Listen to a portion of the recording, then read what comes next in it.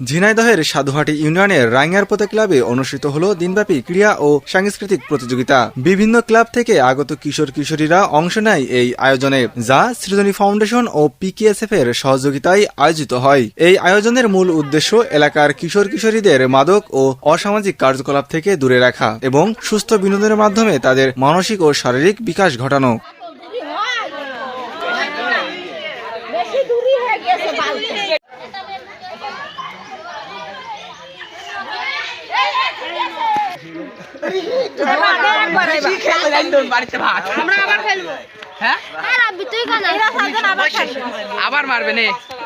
উক্ত অনুষ্ঠানে উপস্থিত ছিলেন কৈশোর কর্মসূচির program focal person Mohammad Rasel Hussain, deputy finance officer Srijoni foundation এবং উপজেলা প্রোগ্রাম অফিসার মোহাম্মদ শাহাবুদ্দিন।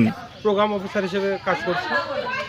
কৈশোর কর্মসূচি মেধা মনের সুন্দর আগামী এই প্রতিবাদ সামনে রেখে আমরা যে কার্যক্রম চালিয়ে যাচ্ছি, এটা মূলত আমাদের সৃজনী ফাউন্ডেশন ও পিকেএসএফের যৌথ উদ্যোগে পরিচালিত হচ্ছে।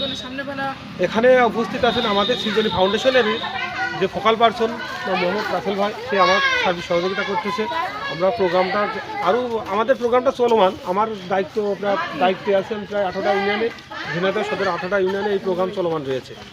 এই প্রোগ্রাম চলমান আছে পিকেএসএফের সহযোগিতায় সৃজনী ফাউন্ডেশন থেকে 2017 সাল থেকে আজ অবধি 2025 সাল পর্যন্ত। আরও সামনে কতদিন অবশ্যই এগিয়ে যাবে, আমাদের আরও প্রোগ্রাম আসবে।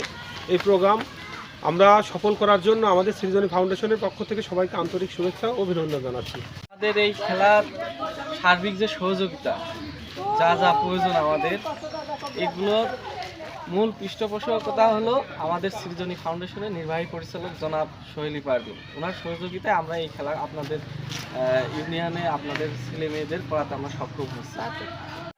এলাকার সাধারণ জনগণ ও অভিভাবকরা এই আয়োজন দেখে উচ্ছ্বাসিত। তারা চান ভবিষ্যতেও এমন কার্যক্রম অব্যাহত থাকুক।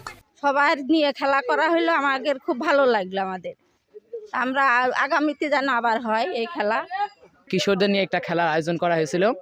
এখানে বিভিন্ন ধরনের কিশোরদের বিভিন্ন ধরনের খেলার আয়োজন করা হয়েছিল, যেমন মরক লড়াই, তারপরে বল নিক্ষেপ বালতিতে, বালিশ বদল প্রভৃতি খেলার আয়োজন করা হয়েছিল।